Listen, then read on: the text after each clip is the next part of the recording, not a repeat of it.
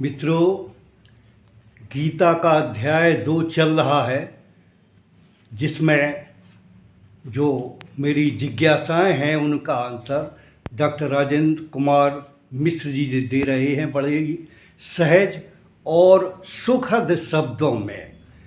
तो आज हम चर्चा करेंगे कि अनामय या निर्विकार पद पाकर साधक की प्रज्ञा स्थिर हो जाती है, यह स्थिर प्रज्ञ बन जाता है। तो आज स्थिर प्रज्ञ के लक्षण, वाणी, व्यवहार एवं साधना के संबंध में हम डॉक्टर साहब से चर्चा करेंगे, आदरणीय डॉक्टर राजेंद्र कुमार मिश्र जी से। आदरणीय गुरुदेव, प्रज्ञा का क्या अर्थ होता है? विवेक ख्याति जो संप्रज्ञात और असंप्रज्ञात समाज के बीच की कड़ी होती है, उसकी सर्वोच्च 7वीं अवस्था का नाम प्रज्ञा है। ये प्रज्ञा के पुष्ट होने पर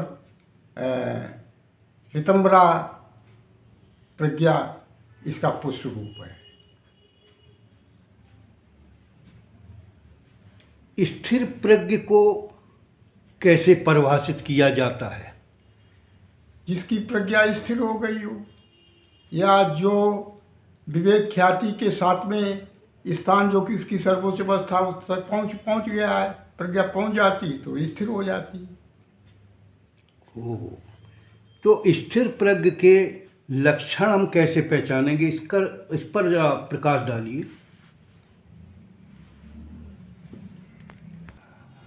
गुरुदेव, स्थिर प्रज्ञ के लक्षणों पर कृपया प्रकाश डालिए।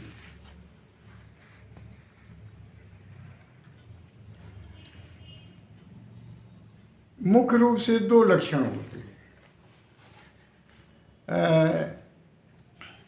मनोगत भावना, मनोगत कामना है उसका न होना, और आत्म सुख का लाभ मिलना, आत्म सुख में स्थित होना, आत्मा से आत्मा में ही संतुष्ट रहना, ये 2 उसके प्रधान लक्षण हैं। बहुत उत्तम। तो स्थिर प्रज्ञ किस वाणी में बोलता है? स्थिर प्रज्ञ वैराग्य की वाणी में बोलता है। उसके शब्दों में न तो द्वंद्व होता है और न अन्य कोई भाव होता है। वैराग्य का भाव होता है। न वो हर्षित होता है, न वो दुखी होता है, न दुख होने पर उसके अंदर उद्वेग होता है, और न कोई सुख में स्पृहा होती है। तो ये उसकी प्रधान लक्षण है। वो एक ऐसे राजहंस की तरह से होता है जो संसार सागर में तिरता है, लेकिन अपने पंख भीगने से बचाए रहता है। बहुत ही उत्तम आपने व्याख्या दी। आप कहते हैं कि स्थिर प्रज्ञ की भाषा में वैराग्य की भावना होती है। क्या उसकी भाषा निर्लिप्तता और निर्द्वंद्वता का भी भाव से लिप्त होती है? हाँ, उसमें निर्द्वंद्वता का भाव भी होता है। वो अपनी भाषा से निर्द्वंद्व स्थिति में होता है और अलिप्त भाव में भी होता है।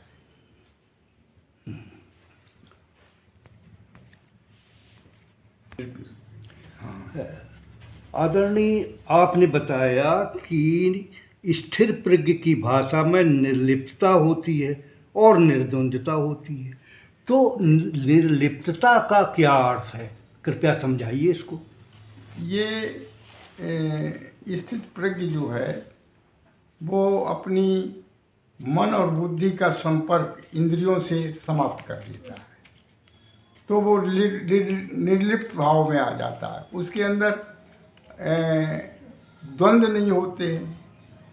उसके अंदर ना हर्ष होता है, न विषाद होता है, और ना वो किसी तरह से किसी चीज़ से पीड़ित ही होता है।